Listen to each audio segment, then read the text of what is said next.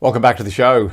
My guest this week is Simon Presley from Propertyology. Simon, the question I've got for you is COVID, all the doomsayers. They came out with all those predictions. Did they get it right or did they get it wrong? Got it grossly wrong, in my opinion. They always were going to get it wrong.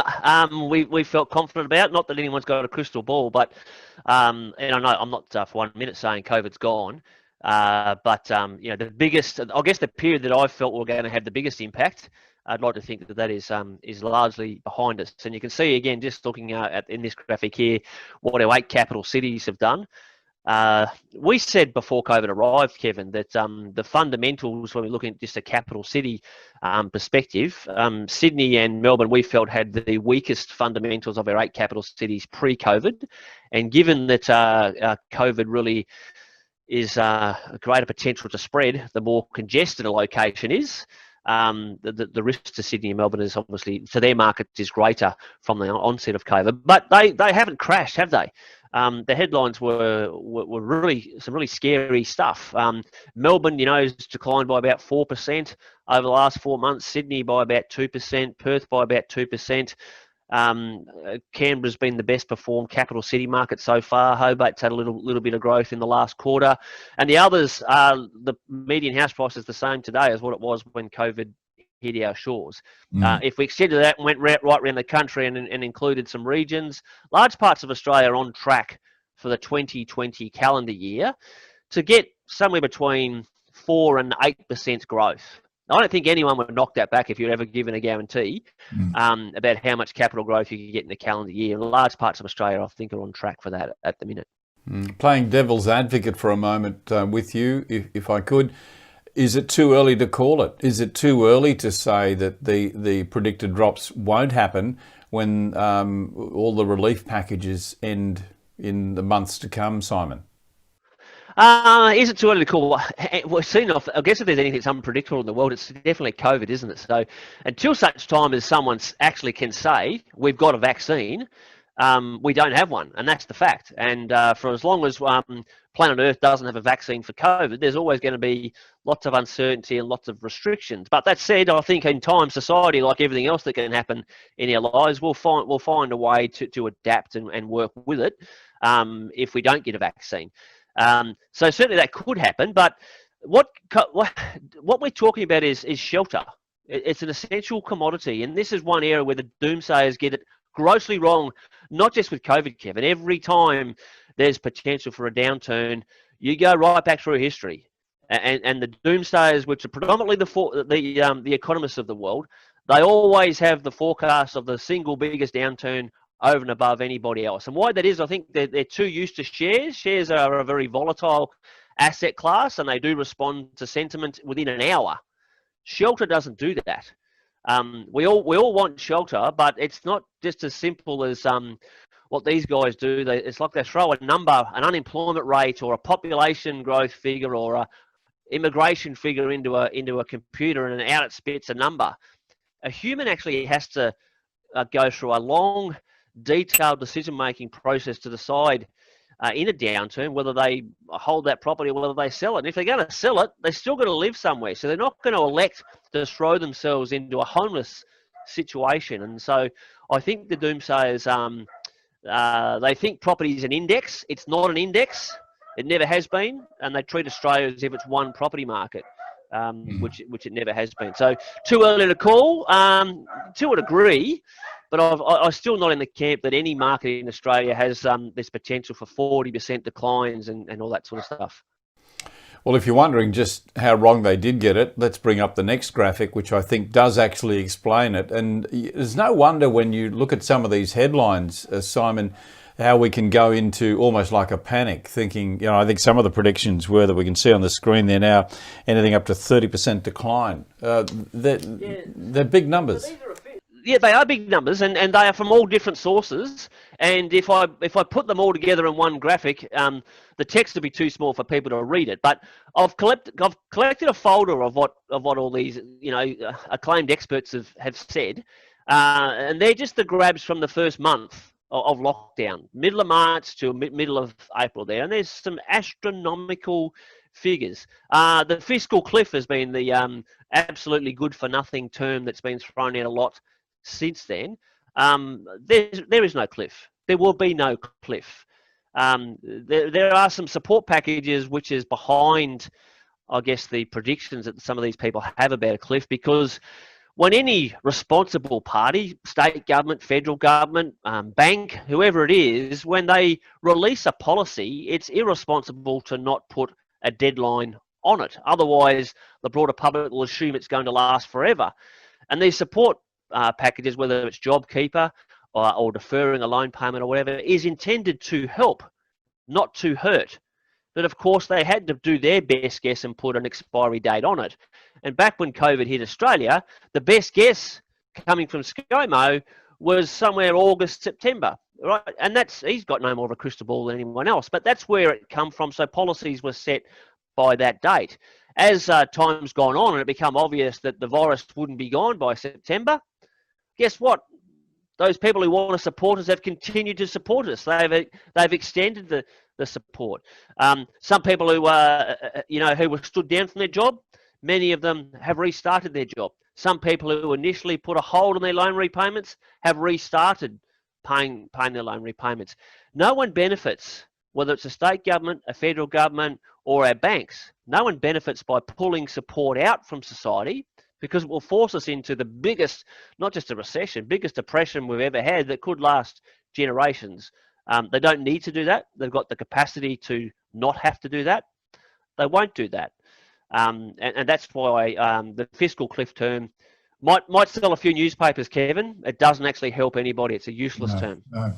It's interesting. I think a lot of it comes down to consumer confidence, also business confidence. There was a survey that I heard came out this week from a very reputable source. I can't recall who it was. And they did a survey amongst business leaders who found that on a worldwide scale, they were reasonably confident that the economy would be okay.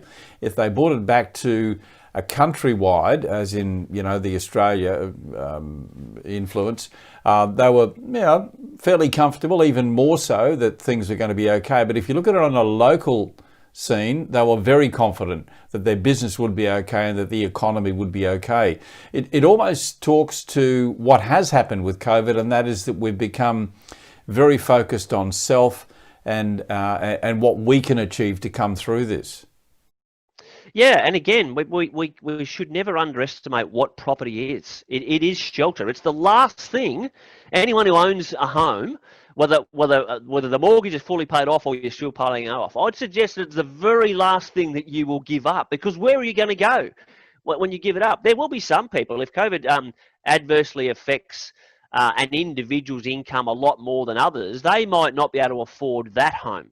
If you're living in a luxury house somewhere, or you've got, for whatever reason, you've got a mortgage of $800K or $1 million or whatever, if your personal income has been affected badly enough for long enough, clearly you won't be able to afford that. So you will probably sell that property, but you'll be replacing it with another property. The supply side of things was grossly underestimated by these COVID doomsayers. We said on this very show, Kevin, when COVID hit our shores, that Australia has an official undersupply of housing. Since then, we've produced official vacancy rate numbers right throughout the entire country. 75% of Australia is officially in a rental undersupply right now. Property is shelter.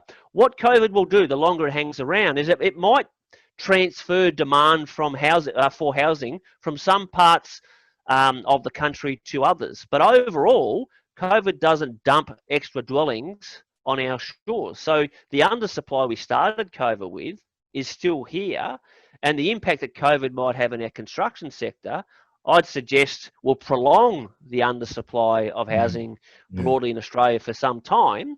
And that's why you'll see some parts of Australia, property prices will still grow, because their volumes of supply might have been already a lot tighter than somewhere else, and they might actually be beneficiaries of attracting extra demand for accommodation from someone being forced or voluntarily selling up from where they were in a high density part of the country, for example, where there's greater risk of disruption, to a less dense part of the country where they can be more confident of their income not being affected by a future lockdown or something like that.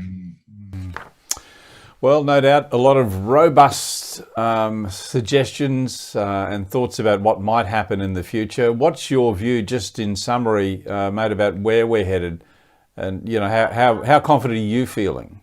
Yeah, I certainly. I'll deliberately reiterate. Property cliff, fiscal cliff. I'm not in that camp at all, and happy to be proven wrong in however many months or years down the track. Replay the tape. There are, contrary to what some people believe, large parts of Australia property prices are growing right now. I can say that for fact because our buyers agents are active in locations all around the country, and it's not uncommon for us to miss out on buying a property. And certainly a property that we are successful in purchasing, we're paying more for it today than what we would have paid for it, say, for example, in March or April. Rents are growing. They aren't growing in Sydney and Melbourne. We know that. But that's, last time I checked, they're two cities. It's not a country. Large parts of Australia, rents are growing, property prices are growing. Local economies are different from one city to the next. Some industries have been really hardly hit by this. Other industries are actually benefiting from it, and demand for their goods and services growing, and they're putting jobs on. So, it's inappropriate, and these doomsayers do it all day, every day, Kevin. They imply that Australia is one property market. Hence the headlines in our earlier graphic: 30% decline in Australian property market. Which part of the bloody country are you talking about, you idiots? Very narrow-minded. Very narrow-minded, and further evidence of that, members of our family have been purchasing a property in Brisbane just this week. They had to, the first property they found, they went into competition and they missed that one. The second one, they went to make an offer, and within a matter of hours there was another offer, so they're in competition. They actually got the second one. I got the news only today that they secured the second one, but both properties, they were in competition. So I've got to tell you, the market is still pretty hot. Yeah, and that's it's really important we hear those stories, Kevin. Thank you for sharing it with us. They are widespread. Large parts of Australia, what you described there, real estate agents are experiencing every weekend. And again, it's further evidence of what we said when COVID first hit Australia. We have an undersupply of properties. What your family member has experienced is because there's not enough properties listed for sale. So the active buyers, whilst there are less buyers today than pre-COVID, relative to the number of properties they've got to choose from, because there's a shortage of properties for sale, even the smaller volume of buyers, that ratio is enough to create competition, which is why property prices have either held firm or indeed appreciated a little bit. Simon, we're out of time for this show, but thank you so much for spending so much time with us this week. It's the first time we've ever devoted a full show to just one guest, but it's been well worth it, I can assure you. So Simon, wonderful background, wonderful knowledge that you bring to the show. So thank you for that. Simon Presley, of course, is from Propertyology. So if you like what you hear, and why wouldn't you, make sure you reach out to Simon and his team, propertyology.com.au. Simon, thanks for your time, mate. Always a pleasure, Kevin. Take care, mate. And thanks to you for joining us once again. We'll be back again next week with another show. And don't forget, you can catch all of our shows. We stream them all live right across all the socials, but then they're available for catch-up anytime at realty.com.au. I'm Kevin Turner. I'll see you next week.